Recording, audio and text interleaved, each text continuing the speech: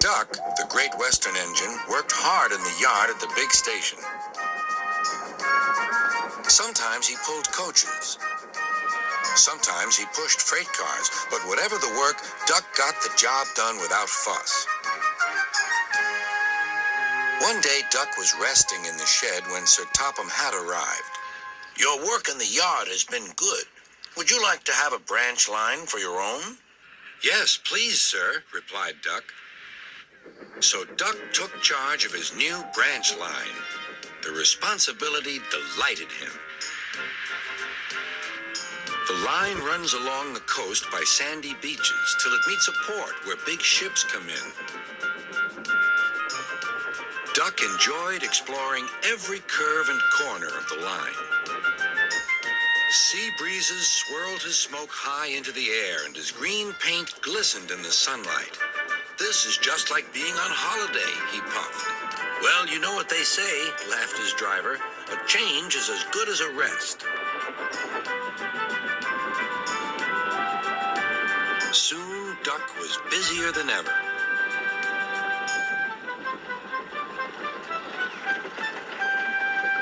Sir Topham Hatt was building a new station at the port. Duck pulled the heavy freight cars wherever they were needed. Bertie looked after Duck's passengers, and the other engines helped too, but the work took a long time. Noise and dust filled the air.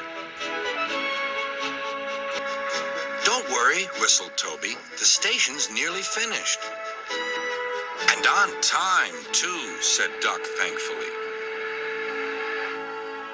Duck felt his responsibility deeply and talked endlessly about it. "You don't understand, Donald, how much Sir Topham Hatt relies on me." "Ach, aye," muttered Donald sleepily. "I'm Great Western, and I—" "Quack, quack." "What?" Ye heard. Quack, quack ye go. Sounds like ye'd an egg laid.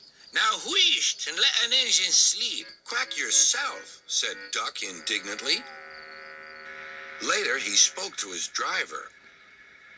"Donald says I quack, as if I'd laid an egg." "Quack, do you?" pondered his fireman. He whispered something to Duck and his driver.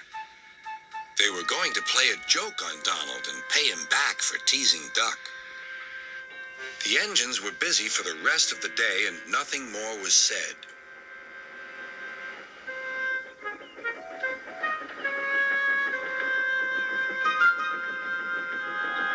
Not even a quack. But when at last Donald was asleep, Duck's driver and fireman popped something into his water tank. Next morning, when Donald stopped for water, he found that he had an unexpected passenger aboard.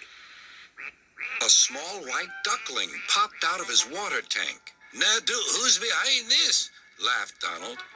The duckling was tame. She shared the fireman's sandwiches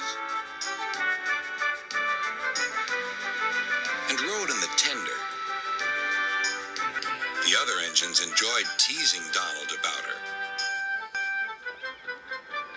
Presently, she grew tired of traveling and hopped off at a station, and there she stayed. That night,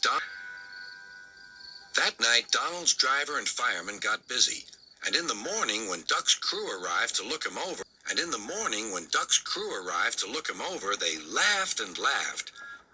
"Look, Duck, look what's under your bunker. It's a nest box with an egg in it." Donald opened a sleepy eye. Well, ye must have laid it in the night, Duck, all unbeknownst." Then Duck laughed too. "You win, Donald. It'd take a clever engine to get the better of you." There's a pond near the duckling station. Here she often swims and welcomes the trains as they pass by. The station master calls her Dilly, but to everyone else, she is always Donald's duck.